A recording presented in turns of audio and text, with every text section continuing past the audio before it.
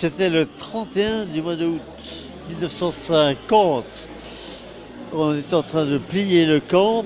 Presque, il restait Occhialini, Lépineux, Cozzens, et puis moi, je crois. Et il y avait un berger, parce qu'on était très copains avec les bergers de là-haut, on les fréquentait énormément, certains habitaient chez eux même, dans leur caillolard là-haut. Et ce berger, il était un peu égrillard et il me racontait comment lors de la fête des vaches, vous savez, où les gens du Barretous payent l'allocation aux Espagnols là, des pâturages. Après, il y avait toutes les jeunes filles et les jeunes gens des deux côtés de la frontière qui venaient là. C'était surtout une immense fête de la jeunesse, il paraît, à cette époque-là. Cette plus ancienne fête, je crois, de l'Europe continentale. Les jeunes gens s'égaillent et puis ils disparaissent par un petit sentier que me montrait dans les bois qui est à droite du chemin frontière. Le chemin frontière occupe le fond de la vallée. Hein. Et puis voilà, il me racontait ça et puis je regarde ce chemin, je m'approche un peu, puis je vois, il passe dans un espèce de creux, de petits vallons, tout de suite après avoir quitté la frontière, le chemin, il passe un tout petit vallon qui a 15 mètres de large, même pas 10 mètres de large, et qui est occupé par des pierres. C'est évident que c'est un système où il y avait probablement un gouffre au bout qui ouvrait dans le fond de ce vallon, et puis l'eau qui coulait dans le ravin, qui venait de là-haut du col, s'écoulait là-dedans et tombait dans le trou. Donc de suite, votre curiosité a été éveillée. Eh bien oui, alors là-dessus, très bien, je dis au revoir au berger, puis je remonte pour aller casser la croûte là-haut dans le camp qui était en train de se terminer là.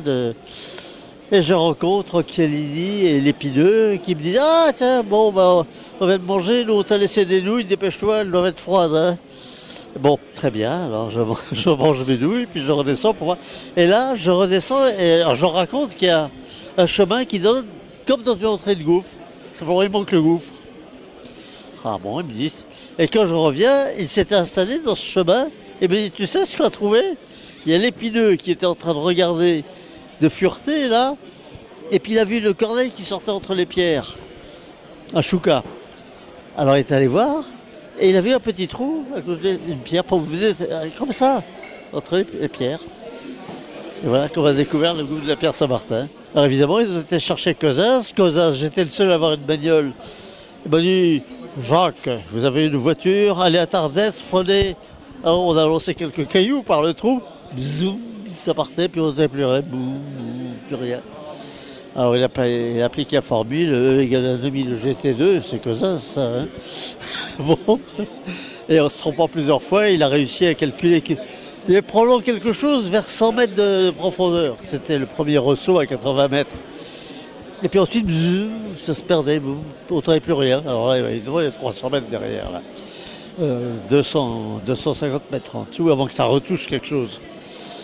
Voilà comment ça a été trouvé. Alors ils m'ont envoyé chercher 400 mètres de ficelle à Tardets, là, au Quincaillier. Je suis remonté d'Ardard. Alors ils avaient un peu agrandi l'entrée du trou, c'est qu'ils vont comme ça, là, on lançait des gros parpaings, ils s'amusaient à lancer tous les parpaings, ils les lançaient par là. On les a retrouvés sur le bord et ils étaient dangereux, même ces parpaings.